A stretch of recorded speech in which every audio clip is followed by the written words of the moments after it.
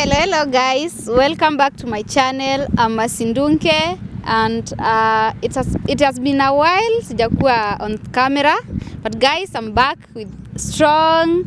Najisikia tu niko na lot of energy, and today I have a guest with me. She is Evelyn. So kindly, if you new here, karibu sana. Endelea kusubscribe, view na unipe thumbs up. As well, Evelyn, introduce yourself. Hi guys, I am Eva Wamboi Wanjiro. I am here. Thank you for inviting me to your channel. And I believe we will learn, we will encourage each other, and tutagrow tu pamoja. And also subscribe, like, share, and that notification bell. Yeah. Okay, Evelyn, kindly take us through your journey. Najua una mengi, so unaweza tuelezea. Okay, the reason why you called me here is because you feel like I have a story that I can share with people out there, and you motivate them, you educate them, and such stuff. So it can motivate, encourage, and lift someone up who is probably down in one way or another. And you know, it's hard nowadays. A lot of people are going through things, and it's saddening that people don't talk about what they are going through, and it becomes something that is very hard to deal with. You know, it ends up to depression and those bad things, and even suicide. Yeah, so okay, the reason why I'm here is to talk about myself. I love talking about myself. And that's good, by the way. And so I was born in the 90s, and after 4 years my mother passed on. And I was still a kid. I didn't know what was happening, and Was he married, or he was just a single mom? Yeah, she was just a single mom. I think he was just ilikuwa date. Okay, ilikuwa dating. Yeah, so she wasn't married. Yeah, so she passed on. And I didn't realize anything. Okay, so juu ulikuwa katoto kadogo au ungeshikanisha ni nini inaendelea on the burial? Do you have your siblings, brothers, sisters, or whatever? Yeah, I have one sibling, my bro. She'll be watching. He's my big bro, and I love him so much. We are just two, me and him, and we are each other's stronghold. Okay. He's my stronghold, I am his. And I don't know what I could with. I couldn't like as in sijui naweza fanya nini without him, you know. So alikuwa which age hiyo time ulikuwa wewe unasema uko unashikanisha, but alikuwa anaelewa kila kitu, ndio alikuja kukuelezea baadaye ama ilikuwaje? I think he understood what was going on because he was like 15 years of age. So he knew what was going on. As a teenager, we all knew, like tulikuwa tunajua even ndo kunaenda, this is my mom, kuna kwanga na death, kuna kwanga na hizi, so he knew what was going on. Okay. So for me to know that my mother died, actually I was being told he alienda job. You know, mama alienda job ako Uganda, you know, so I was just there like unaona vile unakwanga hivi, unasema unadanganya julikuwa katoto, si alienda Uganda, she had passed, so unaambiwa tu alienda atakuja baadaye. So when did you realize ati hata waikuja ama he passed? Ulikuwa mkubwa, what age ama ilikuwaje? What was your reaction that time? Umeishi kungoja akuje na hajakuja, ilikuwaje? I was 7 years. No, it was back in 2003. 95, 2003. How old is that? Okay, you can do the math. So where I was being raised, we had been sent somewhere, and I looked at those documents. Okay. And when I looked at them, I saw that most kids that we have, their parents died due to this and this. No, where were you sent? In a school? Where specifically? Okay, I was taken to a children's home after my mom passed. That was 4 years later. When my family realized that they are not in a position to raise me as a girl in those times, life was hard. So they decided, you know what, we might love you so much, but we are not capable of taking care of you. So the best thing we can do for you right now is to look for somewhere where you will grow mentally, physically, emotionally. Age ulikuwa miaka kama ngapi your time? I think I was 7 years. 7-8 years. Okay. Yeah. So mmeenda pale children's home. Mlikuwa mnafuliwa, mko tu tutoto tudogo ama mlikuwa mnajua kufua ama nini inaendeleanga huko? Okay. In a children's home, life is not about being pampered by your parents. Ati, oh, kamam, umekula, kamam. No, it's not easy. It's just about you, you and yourself, you yourself and your God. So you have to like survive, you have to think for yourself, you have to teach yourself things that should be taught by your parents. Unaona kama maybe you have your mom, she will be there to tell you by this age, you should be able to know how to do your own laundry, you should be able to know how to cook, you should be able, we didn't have that.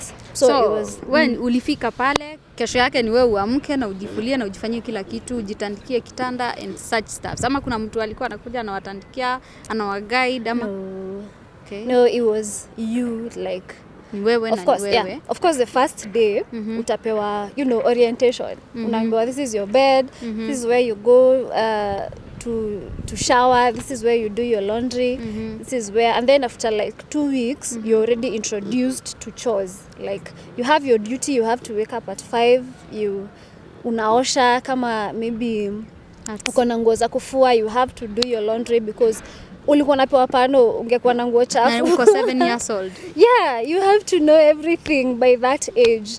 Even how to cook. We were being taught how to cook at that age. You're taught how to survive by yourself. And how did you now manage everything? Sasa uko pale, ku grow up, challenges. Ilikuwa aje? Challenges. There are very many challenges growing up in a setup like that. First, the fact that you do not have a normal family setup. So when you go to school outside, because ilikuanga mnaenda shule nje. So when you go to school, there are other kids, right? So place ulipelekwa si ati ni shule, ni place huko then unaenda shule pali pengine. It's a school, no, it's a home. Now you go mnaenda shule nje. Na mnaenda aje, mnapelekwa na basi juu nyinyi ni watoto wadogo ama mnaambiwa tu shule yenye unafaa uende ni ile unaamkanga tu kienda? Unaamka unakimbia shule. Yeah, but I thank God I was privileged. I was sponsored by this director of some academy school.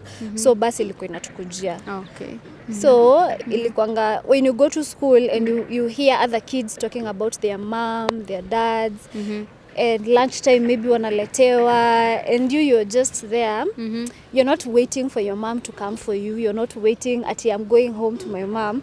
That was one of the challenges emotionally as a kid that you have to deal with.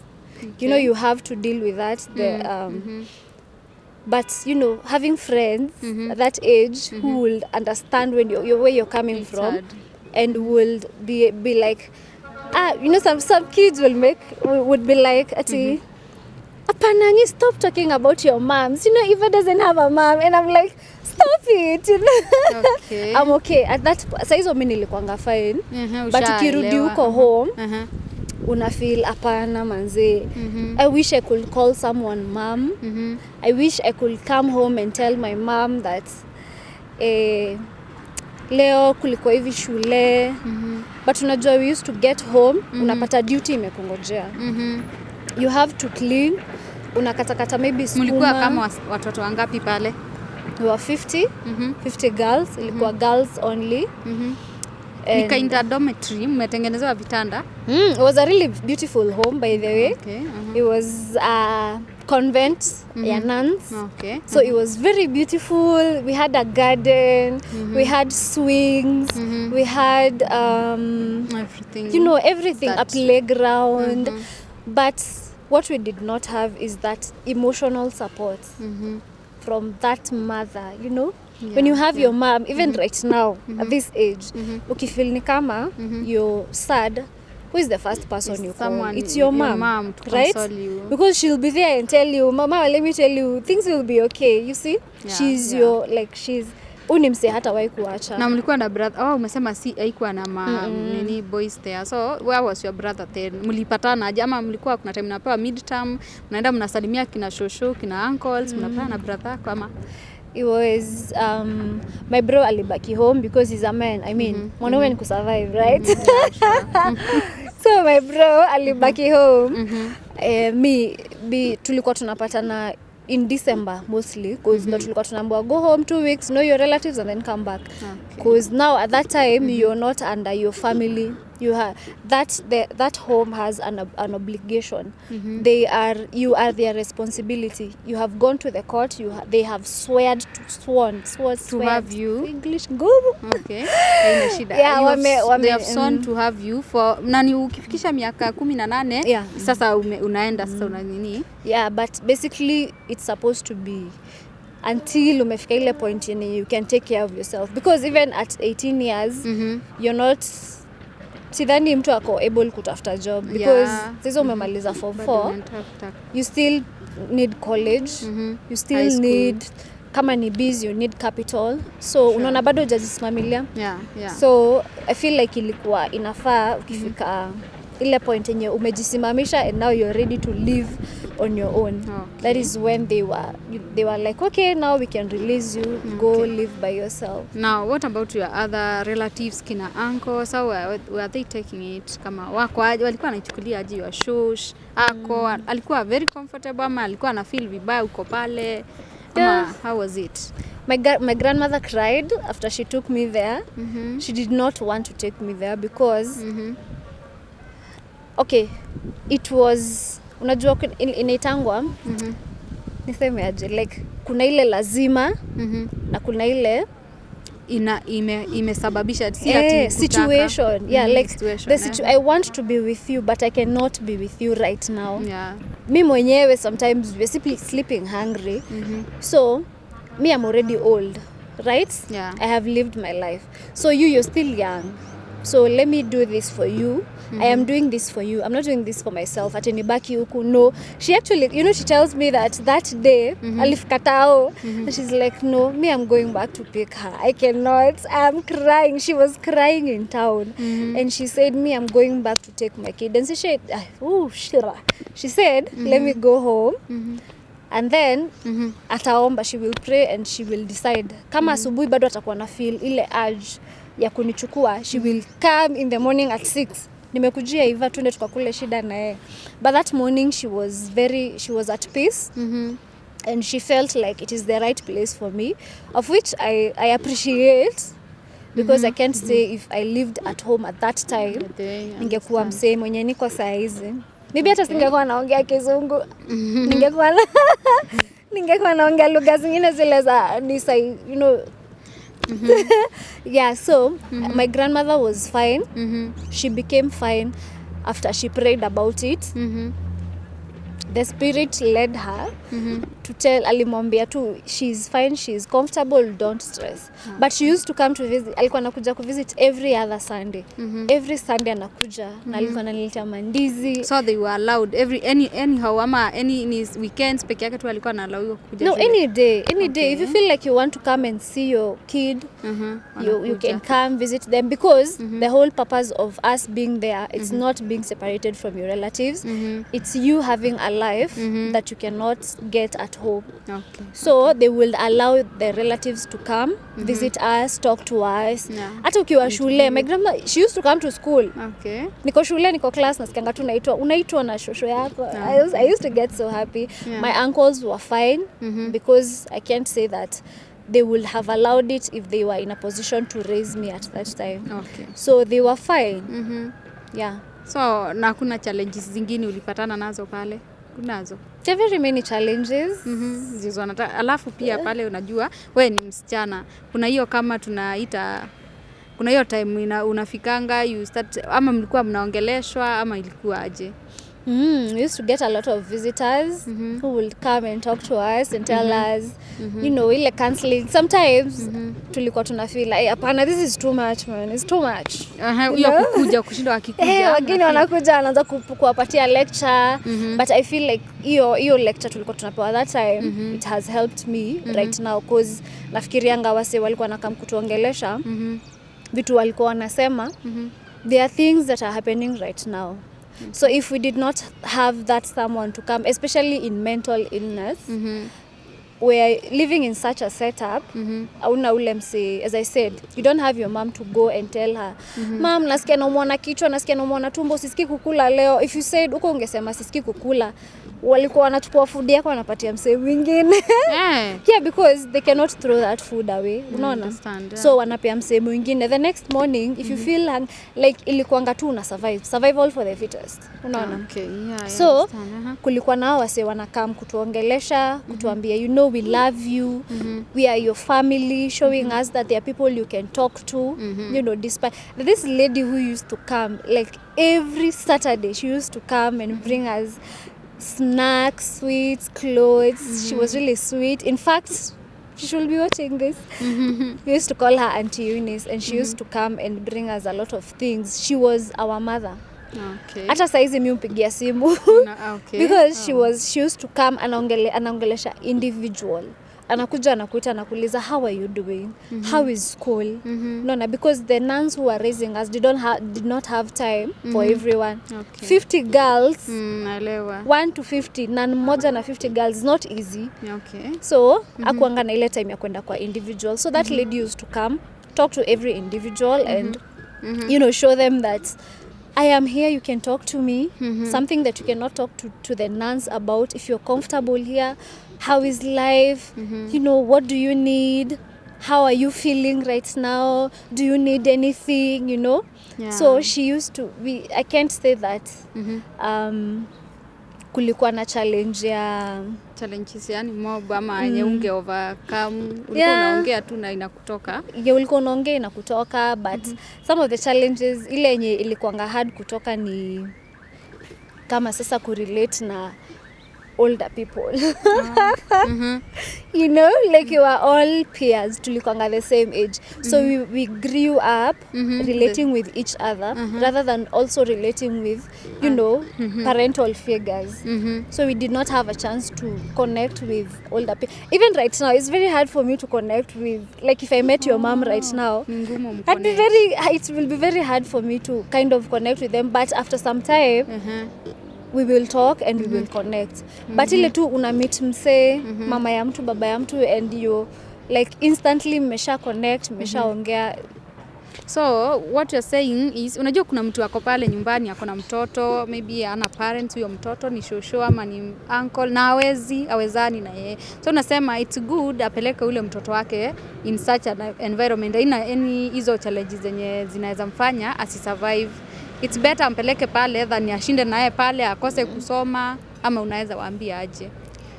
I would say that, but if you're able to provide the basic needs, food, shelter and clothes, and also nowadays education is more free. Yeah. We can't say that it's free, bado tunajibayanga books, pencils and all. Yeah. But if you're able to provide that for your kid, I don't see why you should take them there.